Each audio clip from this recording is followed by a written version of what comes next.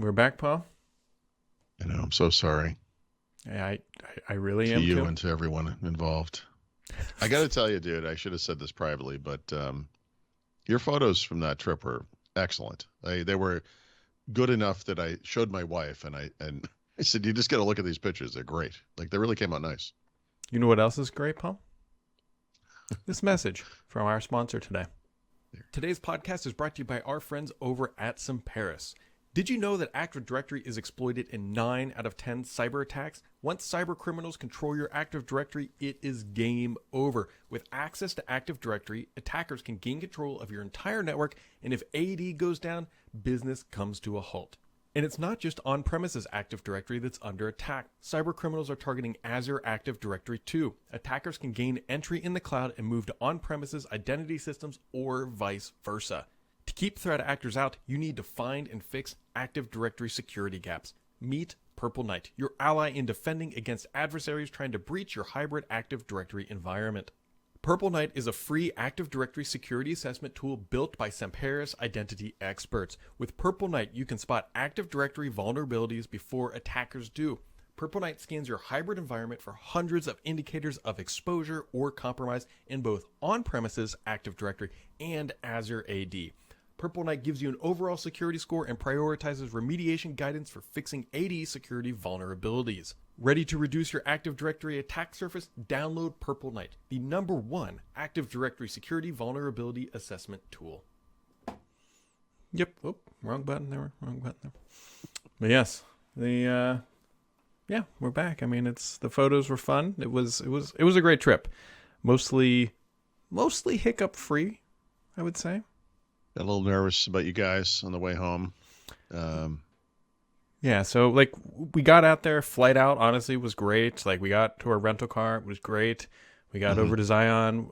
We stayed in the park. It all went exceedingly well. If there's one thing we got really lucky on, it was the weather. Like we planned this trip, not unbeknownst to us, like 24 hours ahead of bad weather at every location. Right. So we were at Zion. It was cold, but there's a difference between cold when the sun is shining on you and cold when there's overcast. So Zion every day was like roughly the lows were in the mid 20s, highs were in the upper 40s. So morning you're bundled up, by the afternoon you're shedding layers sort of stuff. Mm-hmm. We leave Zion and it snows and rains. We get to Bryce. Now Bryce got dumped on like much of Utah. They legitimately had 4 feet of snow on the ground up there. Wow. So we couldn't do everything in the park. But what we could do is like I bought crampons, like legit crampons you put on your boots. And it was perfect. Like we were able to get out. There were trails from other people there. As long as you stayed on them, it was perfect. And you could go out just kind of out in the back country, and it was just you and your thoughts and probably some bears that were looking at us thinking, man, there's some warm food. Stray coyote looking for a little snack. And then we leave Bryce and it snows. And then we get to Capitol Reef, and it is, no joke, 60 degrees. Perfect. We hike all day at Capitol Reef. We go to bed because we stay there. We wake up the next morning, about 8 inches of snow on the ground. Wow.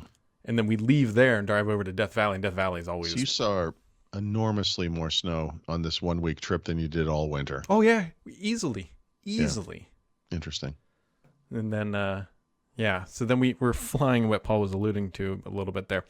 So we leave Vegas was the hub. We flew in and out of there, but no direct home unless we wanted to take a red eye, which I'm not doing, especially with a kid. So we have a 6 a.m. flight out of Vegas to Salt Lake City. And we were like, great. And then 11 o'clock from Salt Lake City home. As we're flying there, my mom texts me because Delta, free Wi-Fi for everybody. And she's like, your connection plane just got canceled. I'm like, what? Yeah. Do you know the reason? Was it weather related? So yes and no. It was, the foundation was weather related, but that's not why specifically our flight was canceled. So anybody who lives in the U.S. knows that some really bad storms came through the Midwest yesterday or Friday. I'm all screwed up on my days. Friday, something like that. You could take a line, get in line behind that one. Yeah. Anyway. And what happened was the plane coming to Salt Lake City to take us home was coming from Philadelphia, and they couldn't get out because of the storms, and so there was no crew to actually fly the plane. Yeah, I was gonna say I don't think it was bad in Philadelphia per se. Well, we had actually, maybe that's not it was true. bad enough that it screwed up. But the saving grace of all this, Paul, was that because we took such an early flight, Yeah. we were able to scramble over to the Delta desk, and we found a nice lady, and she was very sympathetic. And thankfully, long story short, they just put us on the same flight for the next day. There were enough seats on the plane. Yeah. But thankfully, and I'll give Delta some credit for this, without even asking whatever else, they said, here's a list of hotels. Please pick one. We'll book you for the night. Wow. And then they gave us $180. Nice. A temporary use credit card. It only lasted for 2 days. They said this should cover your food and meals and any little things that you might need. But be aware that it only lasts like 36 hours or something like that. That's great. And we got on it. Now, where we got lucky is like, you're like, Brad, that doesn't sound so bad. Well, unbeknownst to us, we met 3 other families that we knew in that airport who had also taken spring break trips out west, and they were all coming back. That doesn't even make sense. That's funny. Well, it kind of does, because that's the only direct to Cincinnati from like that area. Come on. Okay, but anyway, so like, let's, as an example, if you went to LAX, if you went to Seattle, if you went anywhere, they would fly you to Salt Lake City to get the direct.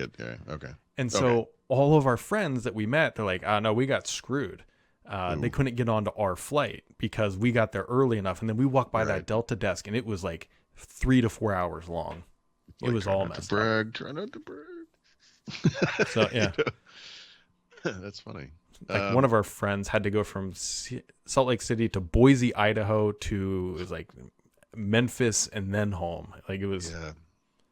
United tried to do that to us one time in Mexico. They were like, I think it was Seattle, Chicago, Newark, and it was like, no, we paid for business class direct seats. We're getting those. Yeah.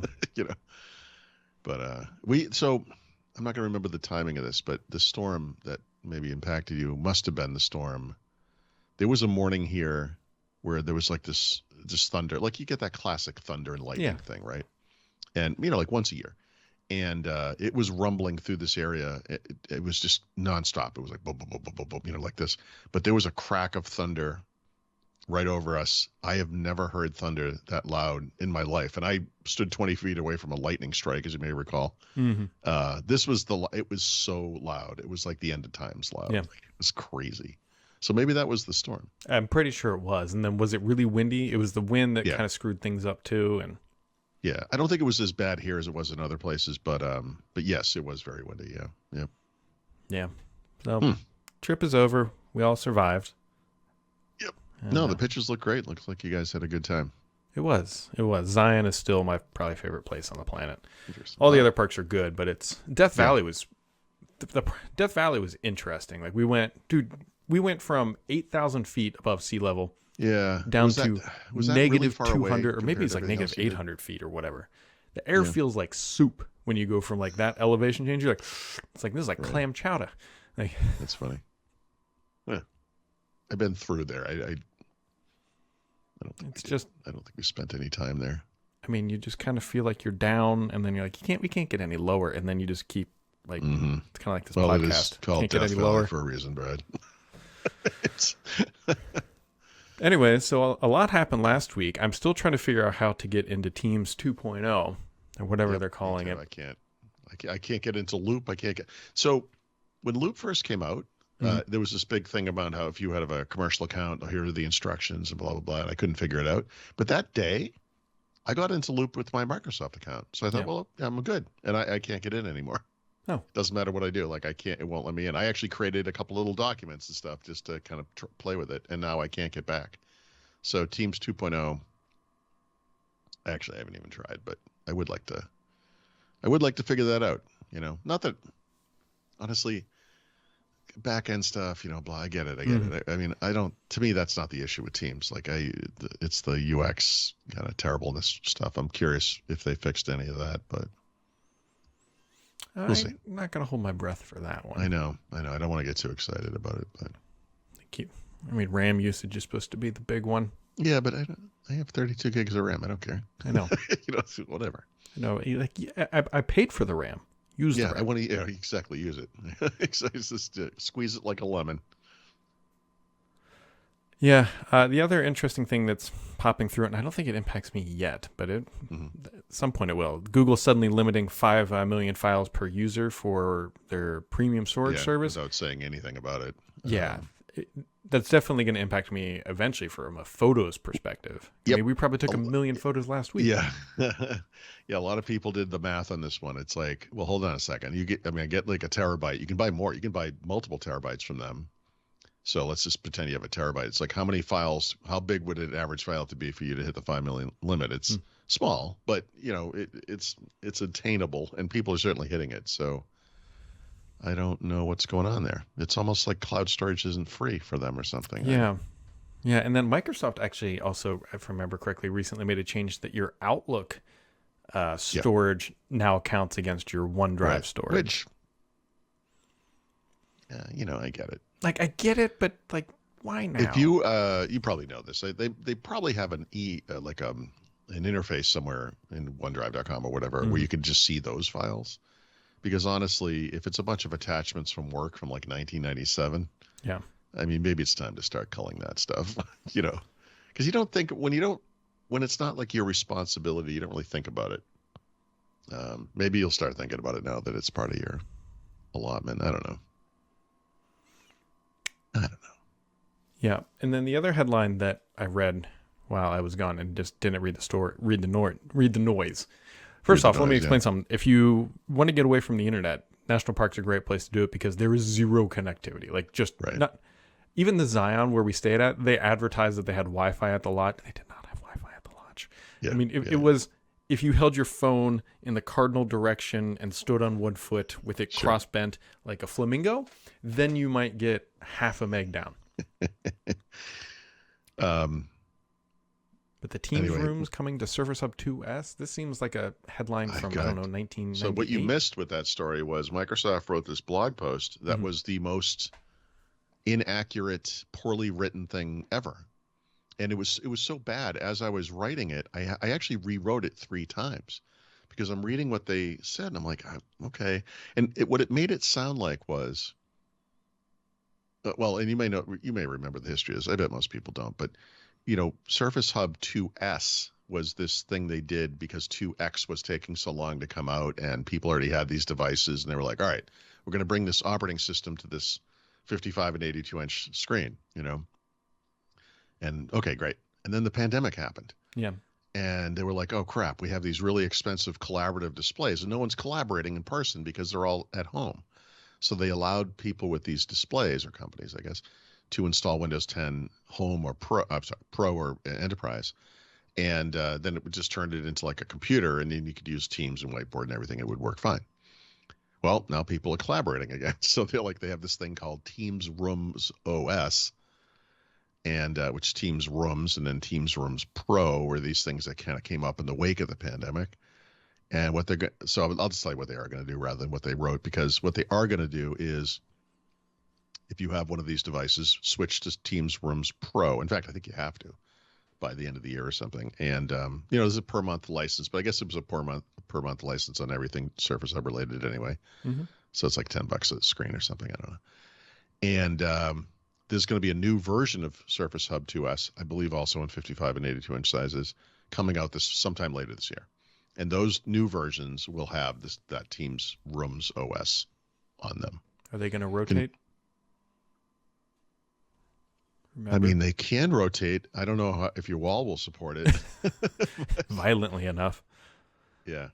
No, I mean, this is not that awesome one, right? The 2X, the one that was on the easel, where you could put 2 or 3 or whatever next to each other and create a bigger display.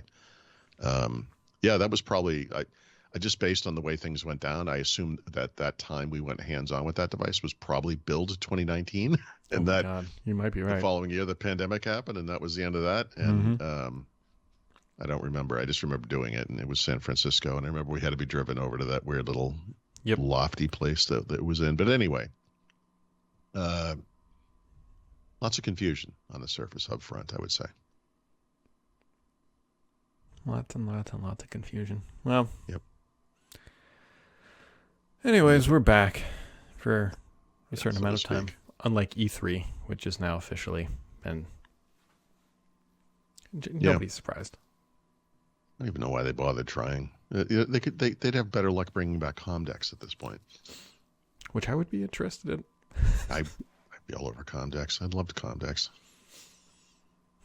Well, stuff like that just doesn't exist anyway. It's just, the dream is over, dude. You know. Well, your dream doesn't have to be over, Paul. If you're talking about Semperis, make sure to check them out. Links in the description below, and we will be back tomorrow. We're not going to take another week off? Maybe.